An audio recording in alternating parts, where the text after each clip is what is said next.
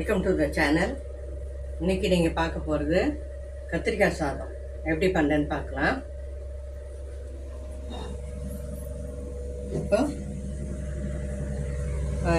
இது பேன் போட்டிருக்கேன் அடுப்பில். இது வந்து 2 டீஸ்பூன் எண்ணெயும் ஒரு 2 டீஸ்பூன் நெய்யும் விட்டுருக்கேன். இப்போ இது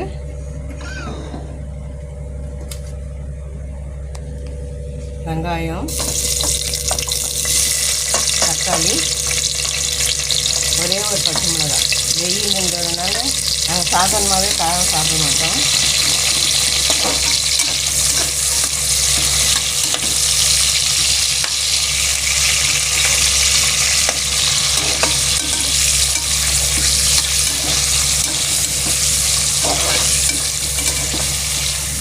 வெங்காயம், தக்காளி, ஒரு பச்சை மிளகாய் போட்டு வதங்கட்டும். இது வந்து மசாலா, பிரியாணி காய்ச்ச மசாலா.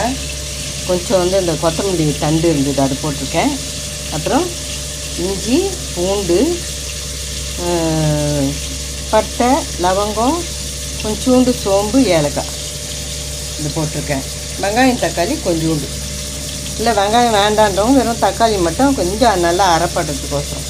இப்போ அது சாதத்தை வந்து மசாலா நல்லா இதாகும், கோட்டாகும். இல்லை தாளிக்கணும்னு நினைக்கிறோம், தாளிச்சுக்கணும். இல்லை இன்னொரு தடவை சொல்கிறேன். கொஞ்சமாக வெங்காயம், தக்காளி, இஞ்சி, பூண்டு, பட்டை, சோம்பு, லவங்கம், ஏலக்காய் அவங்கவுங்க செய்யறதுக்கு ஏற்ற மாதிரி இந்த அளவை வந்து கூட்டி குறைச்சி சேர்த்துக்கோங்க. இப்போ இந்த மசாலாவை போட்டுக்கலாம். இதை நல்லா வதக்கிட்டு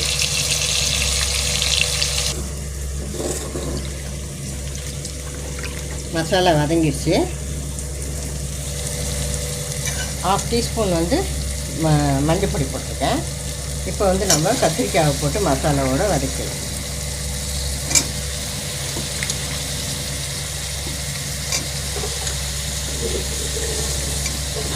கத்திரிக்காய் சாதம் நல்லா டேஸ்ட்டாக இருக்கும்.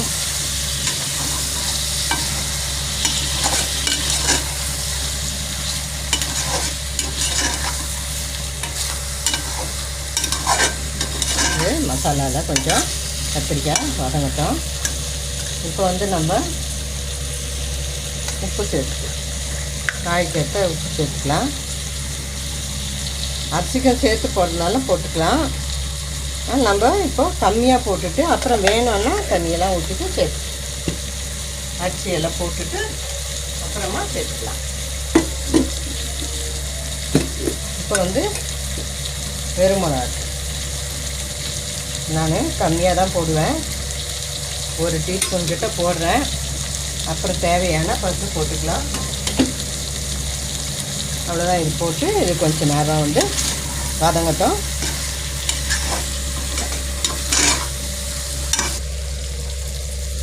இப்போ தண்ணி ஊற்றிக்கலாம்.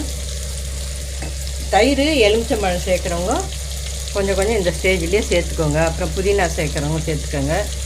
எங்கள் வீட்டில் இல்லாததுனால நான் எதுவும் போடலை. இப்போ வந்து தண்ணி ஊற்றி போகிறேன். 2க்கு 4, 2 அழகு அரிசிக்கு 4 அழகு தண்ணி.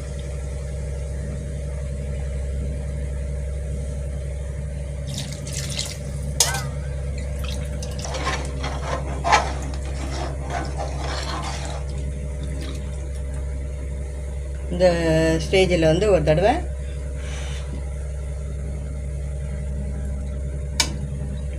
உப்பு காரம்லாம் பார்த்துக்கோங்க.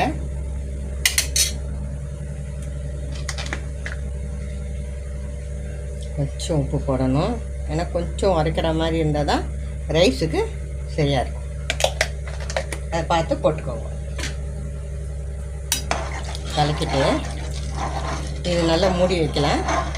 கொதி வந்ததும் ரைஸ் போட்டுற வேண்டியதான். இது வந்து நான் பாஸ்மதி ரைஸு. இந்த டிஷ்ஷு செய்ய ஆரம்பிக்கிறதுக்கு முன்னாடி தான் இதை வந்து கழுவுந்து. அதனால் வந்து 2 அழகு எடுத்துருக்கேன். 4 டம்ளர் தண்ணி ஊற்றிருக்கேன். இது வந்து தண்ணி கொதிச்சதும் போட்டு மூடி தம் பண்ண. தண்ணி நல்லா கொதிச்சிடுச்சு. ரைஸ் போட்டு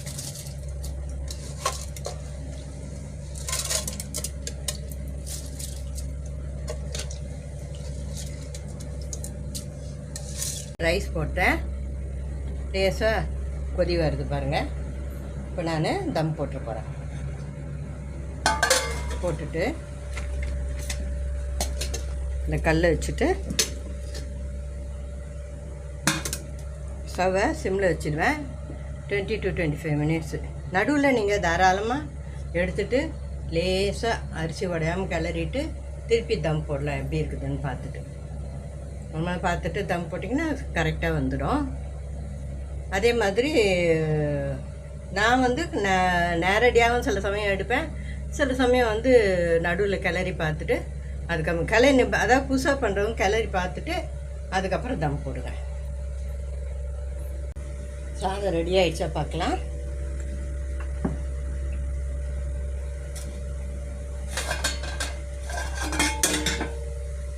அவ்வளோதான் பாருங்கள்.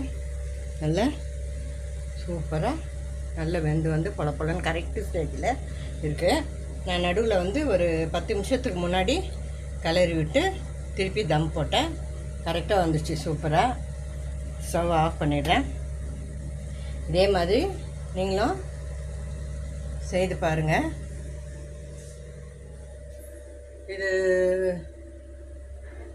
இதே மெத்தடில் செய்து பாருங்கள். நடுவில் திறந்துட்டு கிளறி விட்டுட்டு பண்ணிங்கன்னா உங்களுக்கு நல்லா கரெக்டாக வரும். ஃபுல்லாக வருது. எனக்கு வந்து 25 மினிட்ஸ் எடுத்துக்கிச்சு. நடுவில் கிளறி விட்டு மூடி திருப்பி ஒரு 10 நிமிஷம் விட்டதில் கரெக்டாக ஒரு 25 நிமிஷத்தில் சாதம் சூப்பராக ஆகிடுச்சு.